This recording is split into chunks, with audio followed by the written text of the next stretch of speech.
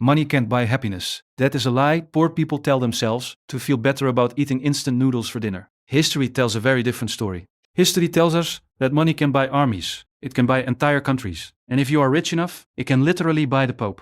We aren't talking about today's billionaires, Elon Musk and Jeff Bezos. Please, they have net worth tied up in stocks that could crash tomorrow if they tweet something stupid. We are talking about the men who owned the gold bars, the land, and the people living on the land. Today, we are climbing the ladder of gold. We are ranking the 7 wealthiest human beings to ever walk the earth. From the banker who bought heaven to the African king who accidentally destroyed an economy just by tipping too much. Let's see how poor you really are. At number 7, we have the original American robber baron, Cornelius Vanderbilt.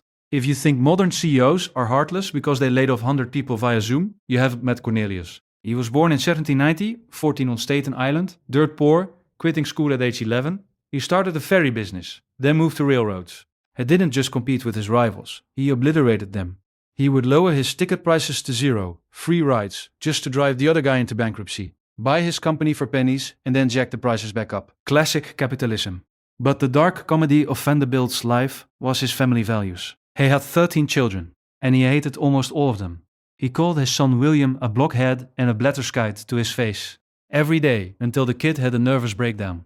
When Cornelius finally died, he left 95% of his massive fortune to that one son, just to spite the other 12. He left one son only $200,000, which, to be fair, is a lot, but imagine your brother getting $100 billion and you get a used Honda Civic. That was Vanderbilt. He proved that you can have all the money in the world and still be a miserable old man who dies alone. Number 6. The man who used a 185-carat diamond as a paperweight. Mir Osman Ali Khan. He was the last Nizam of Hyderabad in India.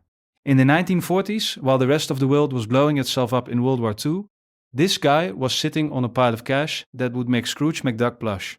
He owned 50 Rolls Royces. But here's the punchline. He was incredibly cheap. Despite being the richest man on the planet in his time, he wore the same dirty fez hat for 30 years. He knit his own socks to save money. He would smoke cigarettes, put them out, and then save the butts to smoke later. Imagine owning $2 billion in gold bullion, but rummaging through an ashtray for leftovers. His prized possession was the Jacob diamond, a rock the size of an ostrich egg. Any normal person would put it in a museum. He wrapped it in old newspaper and shoved it in the toe of his father's shoe. When he died, he left behind 147 children. Because apparently, he wasn't cheap about everything. Number 5. Jacob Fugger. If you haven't heard of him, it's because he preferred to stay in the shadows. Fugger was a German banker in the 1500s. He didn't rule a country, he owned the people who did. When the King of Spain wanted to become the Holy Roman Emperor, he didn't have the votes. So Fugger gave him a loan to literally bribe the electors. But his greatest trick was monetizing the afterlife. He partnered with the Vatican to sell indulgences. Basically, if you sinned, say you killed your neighbor or stole a pig, you could pay the church a fee and they would give you a certificate saying you were going to heaven anyway. Fugger took a 50% commission on every soul saved. He literally successfully franchised the forgiveness of sins. He died with a net worth that was about 2% of Europe's entire GDP. On his deathbed, he didn't ask for forgiveness. He checked the ledgers to make sure the Pope still owed him money. Number 4. The man who owned the Silk Road. Emperor Shenzong of Song. We are going back to China in the year 1080. While Europe was busy living in mud huts and dying of the plague, China was living in the future. Under Shenzong, China accounted for 30% of the entire world's economy. This wasn't just gold in a vault wealth. This was, we invented paper money, because carrying all our coins is hurting our backs wealth. His government was so efficient, they were collecting hundreds of millions in taxes every year. But Shenzong is on this list for a dark reason: bureaucracy. He didn't hoard the money for himself, he spent it on a massive, bloated military to fight off invaders. He had millions of soldiers on the payroll, most of whom never fought a battle. He created the world's first welfare state, but he funded it by taxing his peasants into starvation. It's a classic lesson. It doesn't matter how rich the country is, if the guy at the top spends it all on useless government projects. Some things never change. Number 2. The man who was so rich, history doesn't even have a number for it. Akbar I, the Grand Mughal of India. In the 1500s, India wasn't just a country. It was the world's factory. They produced 25% of the world's manufacturing output. Textiles, spices, jewels. If you wanted anything nice in the Renaissance, you bought it from Akbar. Akbar's lifestyle makes modern billionaires look like they are living in a cardboard box. He had a harem of 5,000 women. When he traveled, he brought a tent city that included 100 elephants, 500 camels and a mobile zoo. But the dark joke of Akbar's life was his parenting. He was a genius, a philosopher, and a warrior. His son Jahangir, a total lush. Jahangir couldn't wait for his dad to die, so he rebelled against him.